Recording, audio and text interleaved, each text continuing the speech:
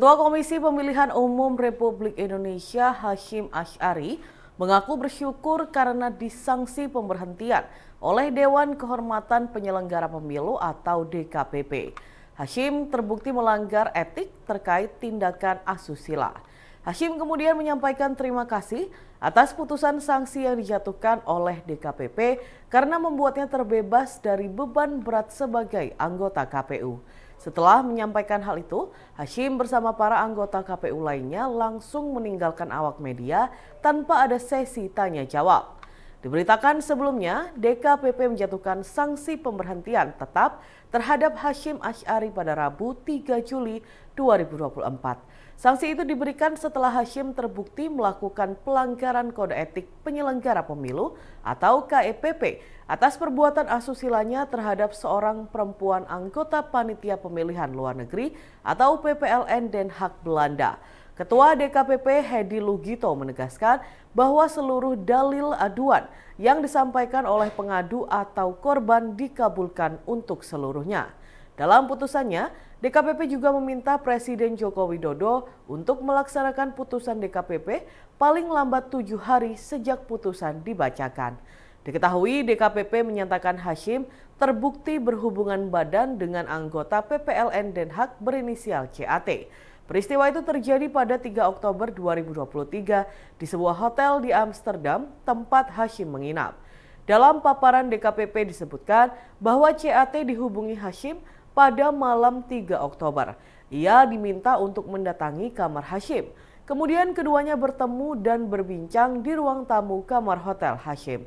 Selanjutnya Hasyim disebut merayu dan memaksa CAT untuk berhubungan badan. Awalnya CAT menolak, namun disebutkan bahwa Hasyim terus memaksa hingga CAT tidak bisa berbuat apa-apa. Serangan militer Israel kembali memicu amukan besar dari kelompok Hizbullah Lebanon. Dilaporkan, seorang komandan senior Hizbullah tewas akibat serangan IDF di Lebanon pada Rabu 3 Juli 2024. Komandan senior Hizbullah yang tewas diidentifikasi sebagai Abu Ali Nasser. Ia mengomandoi unit Aziz Hizbullah yang mencakup wilayah timur Lebanon Selatan. Menurut berbagai sumber, Nasser memiliki pangkat dan kepentingan yang sama dengan Taleb Abdallah. Adapun Taleb juga tewas dalam serangan Israel pada Juni lalu. Sumber dekat Hizbullah membenarkan kematian Ali Abu Nasser. Serangan IDF disebut menargetkan sebuah mobil di Tire. Namun militer Israel belum secara resmi mengonfirmasi kematian Nasser. Meski demikian, IDF telah melakukan sejumlah serangan di Lebanon hari ini. Serangan ini sebagai aksi balasan atas rentetan roket Hizbullah ke Israel pada Senin lalu. Dewan Kehormatan Penyelenggara Pemilu atau DKPP mengungkap keterlibatan selebritas Vincent Roppis dan Dedi Mahendra Desta dalam kasus asusila Ketua KPU Hasyim Asy'ari. Anggota DKPP J. Kristiadi mengatakan Hasyim sempat hadir dalam program Tonight Show bertema Pemilih Muda Ayo ke TPS pada 24 Oktober 2023 lalu. Ia menyebut acara yang dipandu oleh Vincent Desta dan Boyen ini dihadiri oleh Teradu dan pihak terkait anggota KPU Betty Epsilon Idrus. Setelah selesai acara, Teradu, pihak terkait Betty Epsilon Idrus dan Boyen melakukan sebuah video. Video itu berisi ucapan sukses dan doa agar penyelenggaraan pemilu di luar negeri berjalan lancar. Video diambil atas permintaan dan menggunakan ponsel milik Hasyim. Hasyim kemudian mengirim video itu ke seorang perempuan anggota PPLN Den Haag. Video juga dilengkapi dengan pesan rayuan dari Hasyim. Dengan berbagai pembuktian selama sidang, DKPP memutus Hasyim melanggar etik dalam kasus asusila. DKPP pun akhirnya menjatuhkan sanksi pencopotan kepada Hasyim.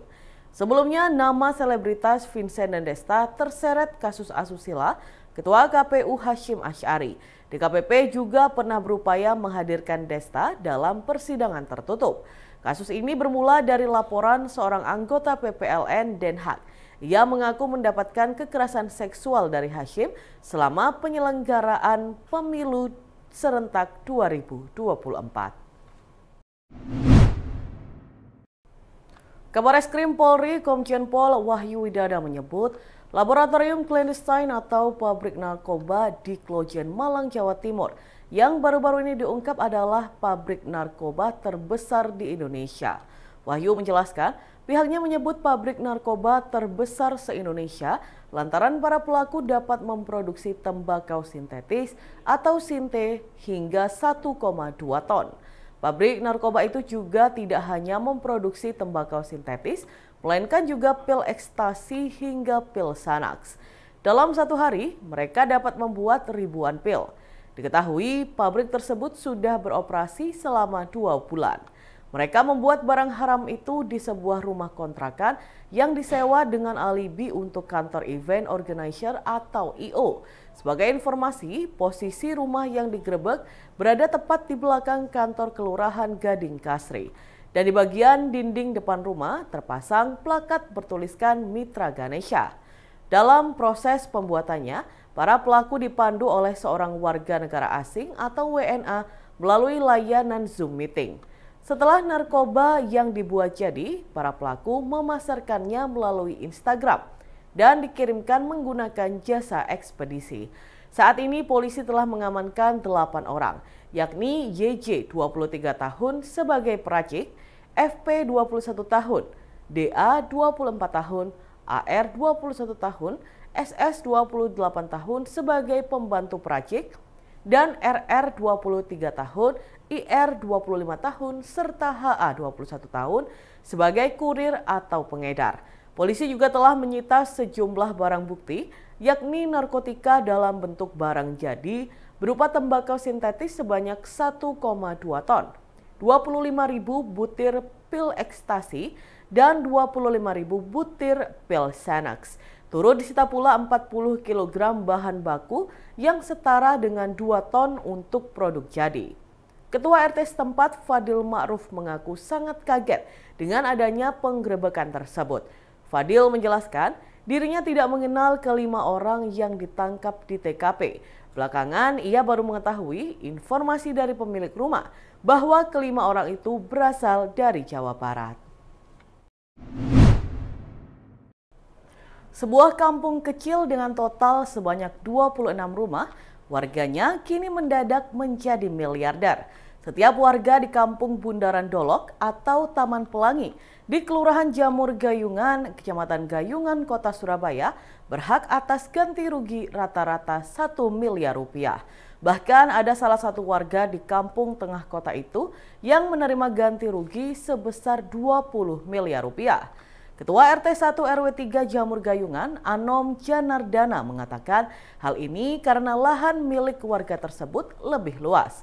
Saat reporter Tribun Jatim Network melihat langsung ke lokasi, deretan rumah di kampung kecil tengah kota itu sudah banyak yang dikosongkan. Bangunan tempat tinggal itu dibiarkan utuh tanpa dirobohkan. Salah satu warga yang ditemui menuturkan, warga setempat mengaku senang namun juga susah. Mereka menempati lahan kecil dengan rata-rata berukuran 5 x 8 meter. Setiap luasan lahan dihargai sekitar 900 juta rupiah. Kemudian bangunan rumah dihargai paling sedikit 100 juta rupiah. Sebanyak 27 persil atau bidang tanah yang ada di kampung tersebut saat ini terkena dampak proyek nasional Underpass Bundaran Dolok atau Taman Pelangi. Proyek ini dipercaya menjadi pengurai macet tahunan di lingkar kantor Dolok yang berada di Jalan Ahmad Yani, Surabaya. Proyek nasional Underpass atau bisa juga overpass itu akan dimulai pengerjaannya pada 2025. Proyek infrastruktur utama ini akan didanai dengan APBN, sedangkan APBD Pemkot Surabaya bertanggung jawab atas pembebasan lahan. Untuk membebaskan lahan puluhan rumah di Kampung Bundaran Dolok ini, Pemkot Surabaya sudah menganggarkan 80 miliar rupiah. Saat ini proses pembebasan terus berlangsung. Bahkan 6 rumah sudah tuntas pembebasan lahan hingga pengosongan rumah. Mereka juga sudah menyerahkan kunci rumah kepada Pemkot Surabaya sebagai tanda pengosongan rumah. Kabid Pengadaan Tanah dan Penyelenggaraan Prasarana-Sarana Utilitas Dinas Perumahan Rakyat dan Kawasan Permukiman serta Pertahanan Surabaya Farhan Sanjaya memastikan akan terus menuntaskan pembebasan lahan di Kampung Bundaran Dolok. Mekanisme pengosongan rumah itu setelah pemilik menerima ganti rugi, warga tidak perlu membongkar rumah. Cukup menyerahkan kunci kepada pihak Pemkot Surabaya. Khusus untuk 11 warga yang masih terlibat sengketa, Farhan menegaskan akan mengikuti prosedur hukum. Dan Tribuners, untuk mengetahui informasi lebih lanjut, berikut laporan dari rekan Faik Nuraini yang berada di lokasi. Silahkan rekan Faik. Baik, selamat pagi para Tribuners semuanya. Saat ini saya berada di sebuah kampung kecil di Surabaya, tepatnya di Kampung Bundaran Dolok di Kelurahan Jemuruk Gayungan, Surabaya.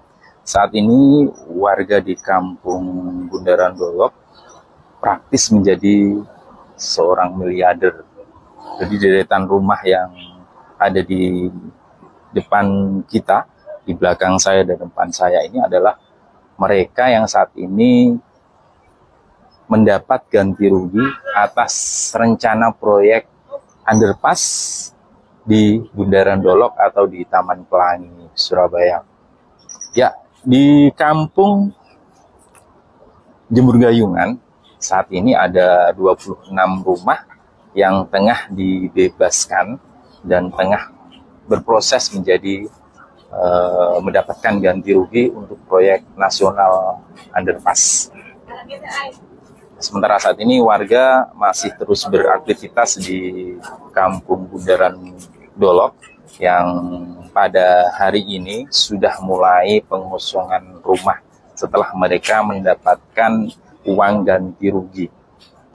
Informasi yang saya terima dari sejumlah warga, rata-rata mereka mendapatkan ganti rugi paling sedikit 1,05 miliar atau sekitar pokoknya lebih dari 1 miliar.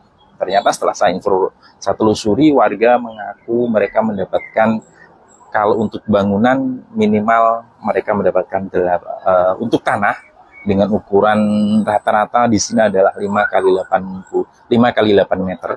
Itu mereka berhak atas ganti rugi sekitar 850 juta. Karena appraisal yang sudah ditetapkan Pemkot Surabaya kemarin memang sudah ditetapkan, dan warga saat itu meminta bisa 5 kali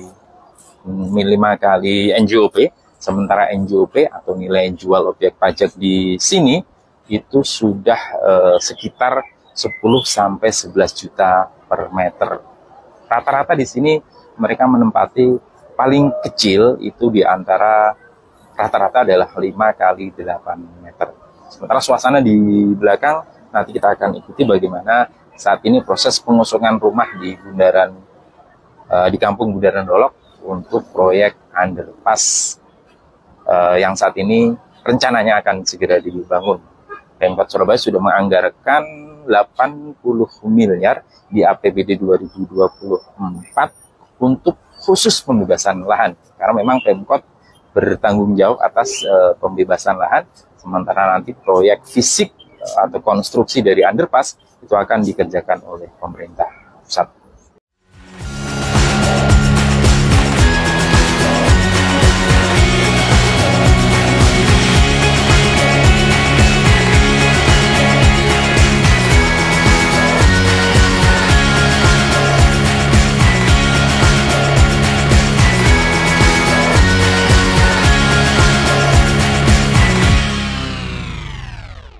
Download Tribun X sekarang, menghadirkan lokal menjadi Indonesia.